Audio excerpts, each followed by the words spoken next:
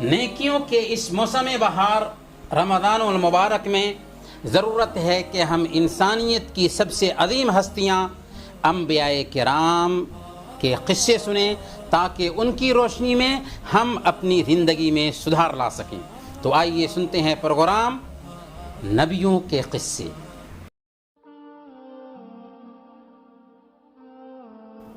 بسم اللہ والصلاة والسلام علی رسول اللہ وبعد۔ محترم ناظرین، السلام علیکم ورحمۃ اللہ وبرکاتہ۔ پروگرام نبیوں کے قصے میں آپ سب کا استقبال ہے۔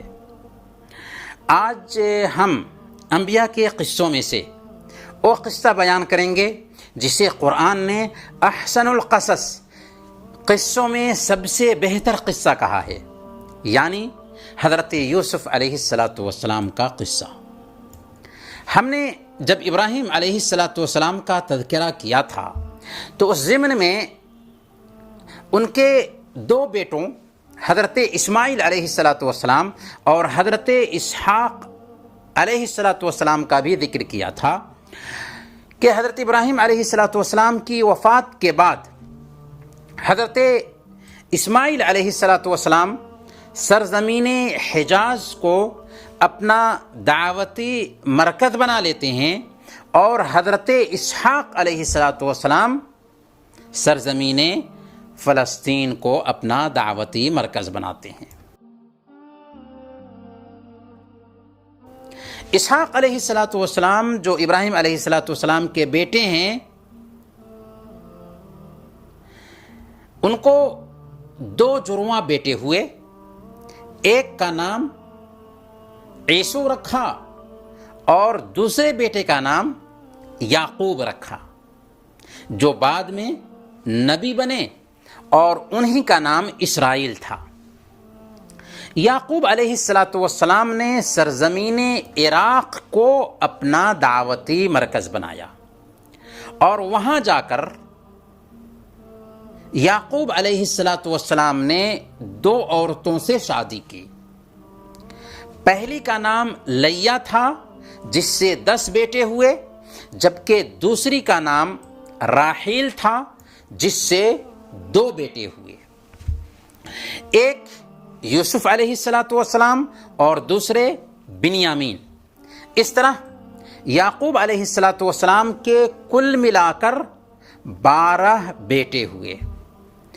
بنو اسرائیل کے 12 قبائل انہی کی طرف منسوب ہیں، کیونکہ اسرائیل یعقوب علیہ السلام کا نام تھا، انہی کی طرف نسبت کر کے بنو اسرائیل کہلائے۔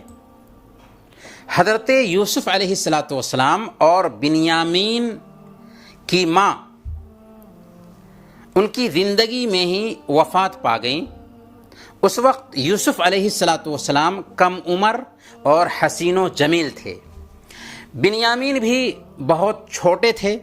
فطری طور پر یعقوب علیہ السلام کا دل یوسف اور بنیامین کی طرف جھک گیا، کیونکہ دونوں چھوٹے تھے۔ خاص کر یوسف علیہ السلام سے حد سے زیادہ محبت کرنے لگے۔ یعقوب علیہ السلام کی یوسف علیہ السلام سے یہی محبت ان کے لیے امتحان اور آزمائش کا سبب بنی۔ پھر اس آزمائش کے زیر اثر وہ قصہ وجود میں آیا جسے اللہ تعالیٰ نے بیان کرنے کے لیے باضابطہ پوری سورہ اتار دی، اور اس سورہ کا نام ہے سورہ یوسف۔ اس سورہ میں حضرت یوسف علیہ السلام کا قصہ خود سے قرآن کی زبانی پڑھ سکتے ہیں۔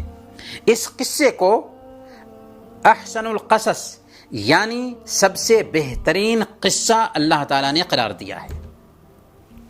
پھر حضرت یوسف علیہ السلام کو یہ امتیاز حاصل ہے کہ آپ نبی کے پرپوتے، نبی کے پوتے، نبی کے بیٹے اور خود بھی نبی ہیں۔ اسی لیے صحیح بخاری کی روایت کے مطابق اللہ کے نبی صلی اللہ علیہ وسلم نے ارشاد فرمایا یوسف علیہ السلام کے بارے میں کہ کریم ابنو کریم ابنو کریم ابنو کریم، یعنی یوسف بن یعقوب بن اسحاق بن ابراہیم، علیہم الصلاۃ والسلام۔ مطلب یہ کہ یوسف علیہ الصلاۃ والسلام خود نبی تھے، ان کے باپ یعقوب علیہ الصلاۃ والسلام بھی نبی تھے، ان کے دادا اسحاق علیہ الصلاۃ والسلام بھی نبی تھے، اور ان کے پردادا حضرت ابراہیم علیہ الصلاۃ والسلام بھی نبی تھے۔ محترم ناظرین، ہم آپ کو سورہ یوسف کی روشنی میں حضرت یوسف علیہ الصلاۃ والسلام کا قصہ سنائیں گے۔ قصہ یوں شروع ہوتا ہے کہ یوسف علیہ الصلاۃ والسلام ابھی 7-8 سال کے رہے ہوں گے کہ ایک رات خواب دیکھا کہ 11 ستارے اور چاند سورج انہیں سجدہ کر رہے ہیں۔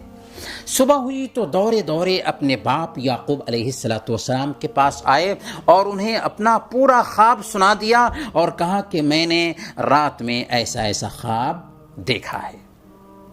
یعقوب علیہ الصلاۃ والسلام نبی تھے، اپنی فراست سے سمجھ گئے کہ یوسف کی شان نرالی ہے، بلند شان ہونے والی ہے، اور یوسف علیہ الصلاۃ والسلام کو حضرت یعقوب علیہ الصلاۃ والسلام نے یہ بھی بتایا کہ 11 ستاروں سے مراد تمہارے 11 بھائی ہیں، اور چاند سورج سے مراد ماں باپ ہیں۔ حضرت یوسف علیہ الصلاۃ والسلام کو حضرت یعقوب علیہ الصلاۃ والسلام نے یہ بھی خبردار کیا کہ یہ خواب اپنے بھائیوں سے ہرگز مت بتانا، ورنہ وہ تم سے جلنے لگیں گے، حسد کرنے لگیں گے، خار کھانے لگیں گے۔ چنانچہ یوسف علیہ الصلاۃ والسلام نے اپنے بھائیوں سے اس خواب کا تذکرہ نہیں کیا، لیکن یعقوب علیہ الصلاۃ والسلام یہ خواب سننے کے بعد یوسف علیہ الصلاۃ والسلام کو اور زیادہ چاہنے لگے، جس سے بھائیوں کا جلن، حسد اور بغض اور زیادہ ہو گیا۔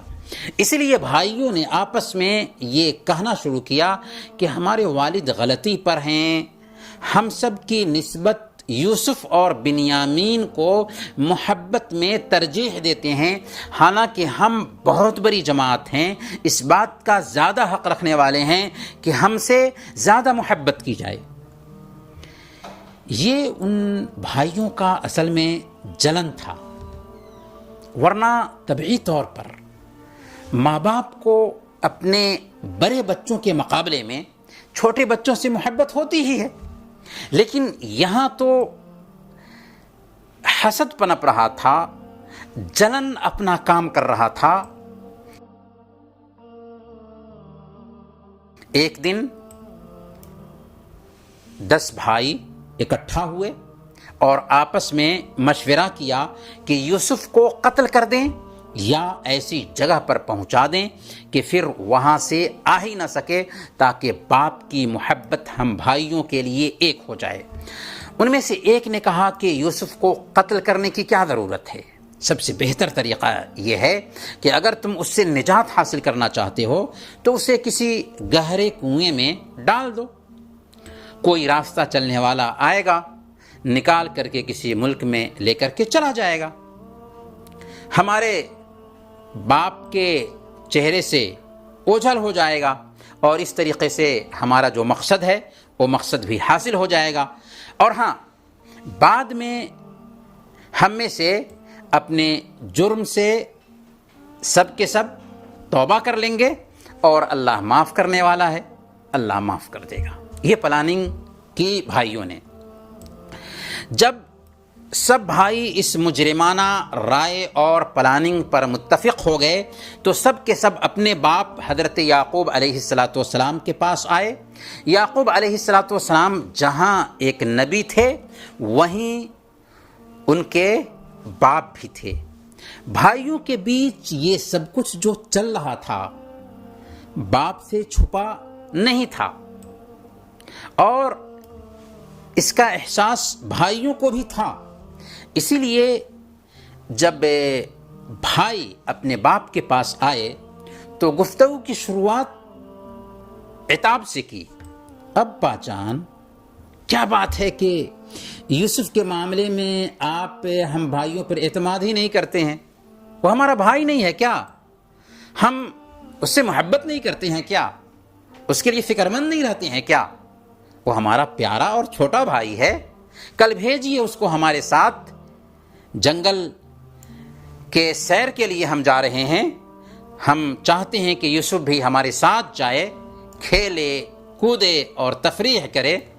یعقوب علیہ السلام نے جب اپنے بیٹوں کی باتیں سنی تو کہا کہ بیٹو، مجھے یوسف کی جدائی ایک لمحہ کے لیے بھی برداشت نہ ہوگی، اور مجھے یہ بھی ڈر ہے کہ کہیں تم لوگ کھیل کود میں مگن ہو جاؤ اور ادھر بھیڑیا آئے اور یوسف کو کھا جائے، اور وہ چھوٹا بھی ہے، اپنی بچاؤ نہیں کر سکے گا۔ بیٹوں نے کہا کیا بات کرتے ہیں ابو جان، اتنی بڑی جماعت کے ساتھ ہم لوگ جا رہے ہیں، یوسف سارے بھائیوں کے بیچ ہوگا، کیسے ان کو بھیڑیا کھا جائے گا؟ ایسا کیسے ہو سکتا ہے؟ اگر ہم ایسا ہونے دیتے ہیں تو یہ بہت بری بات ہوگی، ایسا نہیں ہو سکے گا۔ یوسف علیہ السلام بھی بھائیوں کی بات میں آ گئے، بولنے لگے کہ ابو جان، میں جاؤں گا اپنے بھائیوں کے ساتھ کھیلنے کودنے اور خوشیاں منانے۔ بالآخر یوسف علیہ السلام کو یعقوب علیہ السلام نے بھائیوں کے دباؤ میں جانے کی اجازت دے دی۔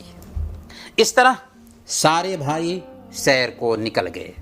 راستے میں یوسف علیہ السلام سے پیار کرتے رہے کہ ان کے ارادے پر شک نہ ہو۔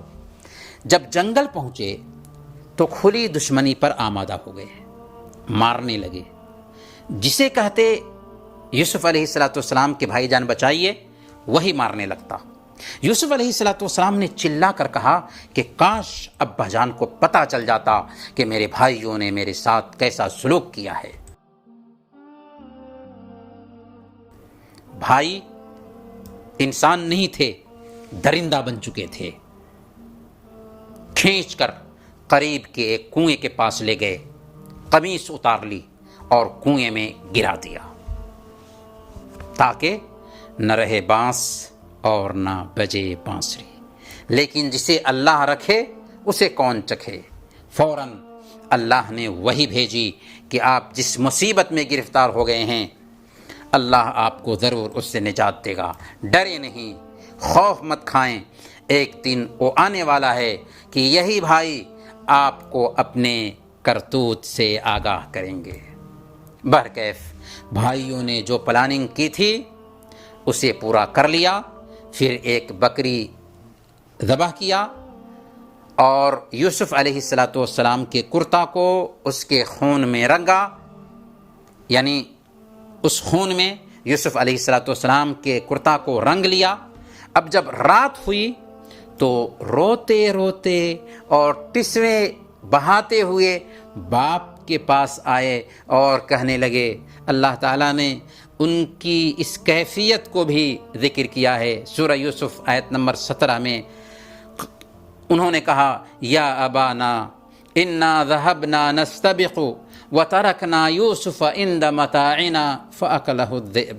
ابا جان، ہم دوڑ کا مقابلہ کرنے میں لگ گئے تھے اور یوسف کو ہم نے اپنے سامان کے پاس چھوڑ دیا تھا کہ اتنے میں ایک بھیڑیا آیا اور یوسف کو کھا گیا۔ اسی کو کہتے ہیں مگر مچھ کے آنسو۔ کسی نے کیا خوب کہا ہے کہ ہر رونے والے کو مظلوم مت سمجھو، کتنے رونے والے ظالم بھی ہوتے ہیں۔ پھر ان ظالموں کی گفتگو کا انداز دیکھیے، وما انت بمؤمن لنا ولو كنا صادقین۔ ہم جانتے ہیں کہ آپ ہماری بات کے یقین تھوڑے کریں گے، اگرچہ ہم سچ بول رہے ہوں لیکن پھر بھی ہم کو جھوٹا ہی سمجھیں گے۔ انہوں نے اپنے جھوٹ پر پردہ ڈالنے کے لیے یوسف علیہ السلام کے کرتے پر جو خون لگایا تھا، ڈھٹائی سے اسے بھی باپ کے سامنے پیش کر دیا۔ مجرم جو جرم کرنے والا ہوتا ہے کہیں نہ کہیں اپنی نشانی چھوڑ ہی جاتا ہے۔ ان ظالموں نے تو ظلم کیا تھا لیکن اسے چھپانے میں انہیں عقل نہ آ سکی۔ کم سے کم کرتے کو پھاڑ کر کے اسے رنگا ہوتا، قمیص دیکھتے ہی یعقوب علیہ السلام سمجھ گئے کہ یہ سب چال بازی ہے۔ کہا کہ یہ کیسا بھیڑیا ہے جس نے میرے بیٹے کو تو کھا لیا لیکن کرتے کا کچھ بھی نہیں بگاڑ سکا۔ اسی لیے فرمایا بل سولت لکم انفسکم امرا فصبر جمیل واللہ المستعان علی ما تصفون، بلکہ تمہارے نفس نے تمہارے لیے یہ برے کام کو آسان بنا دیا ہے، میں صبر کروں گا اور بخوبی کروں گا، جو بات تم بنا رہے ہو، جو بات تم کہہ رہے ہو، اس پر میں اللہ سے ہی مدد مانگتا ہوں۔ ایسی مجرمانہ اور گھناؤنی حرکت کر کے یوسف علیہ السلام کے بھائی بڑے مطمئن نظر آ رہے تھے کہ چلو یوسف سے جان چھٹ گئی اور اس کا قصہ تمام ہو گیا، لیکن ان ظالموں کو کیا پتا تھا کہ یوسف علیہ السلام بحفاظت کنویں سے نکلیں گے، عزیز مصر کے گھر پرورش پائیں گے، وزیر خزانہ بنیں گے، ان کی شان بلند ہوگی اور ایک دن ان ظالموں کو ذلیل ہو کر ان کے سامنے ہی جھکنا پڑے گا۔ ادھر اللہ تعالیٰ نے کنویں میں جبریل علیہ السلام کو بھیجا، جنہوں نے آپ کو تسلی دی، کنویں میں روشنی پیدا کر دی اور اس کا پانی میٹھا کر دیا، ان کا دل بہلایا کہ غم نہ کریں، پریشان نہ ہوں، آپ بحفاظت یہاں سے نکلیں گے۔ حضرت یوسف علیہ السلام روایات میں آتا ہے کہ 3 دن تک کنویں میں رہے، تیسرے دن مدین کا ایک قافلہ جو مصر جا رہا تھا وہاں سے گزرا، انہیں پیاس لگی تھی، پیاس کی تلاش میں آئے تو کنواں دکھائی دیا، کنویں میں ڈول ڈالا تو یوسف علیہ السلام ڈول کے ساتھ چمٹ گئے۔ جب ڈول باہر نکالا تو چاند جیسا حسین و جمیل بچہ دیکھ کر وہ دنگ رہ گئے، کہنے لگے زہ نصیب، بے حد خوبصورت بچہ ہے۔ اب وہ ظاہر کرنے لگے کہ وہ بچہ بھی ان کے سامان تجارت میں شامل ہے۔ بالآخر یوسف علیہ السلام کو لیے مصر پہنچے۔ اللہ کی شان کے عزیز مصر نے یعنی مصر کے بادشاہ نے یوسف علیہ السلام کو خرید لیا، جو اس وقت کا وزیر خزانہ تھا۔ وہ آپ کو اپنے گھر لایا اور بیوی کو تاکید کی، اس کو عزت و اکرام سے رکھو، کوئی عجیب نہیں کہ ہمیں یہ فائدہ دے یا ہم اسے اپنا بیٹا بنا لیں۔ اس طرح یوسف علیہ السلام کی زندگی کی پہلی آزمائش ختم ہوئی، کنویں سے نکل کر عزیز مصر کے گھر پہنچ جاتے ہیں اور عزیز مصر کے گھر میں پلتے بڑھتے ہیں۔ اس کے بعد دوسری آزمائش شروع ہوتی ہے یا زندگی کے دوسرے دور کا آغاز ہوتا ہے۔ وہ آزمائش کیا ہے، وہ دور کون سا ہے، اسے ہم جانیں گے اگلے ایپیسوڈ میں۔ تب تک کے لیے اجازت دیجیے۔ وصلی اللہ علی نبینا محمد وعلی آلہ وصحبہ اجمعین۔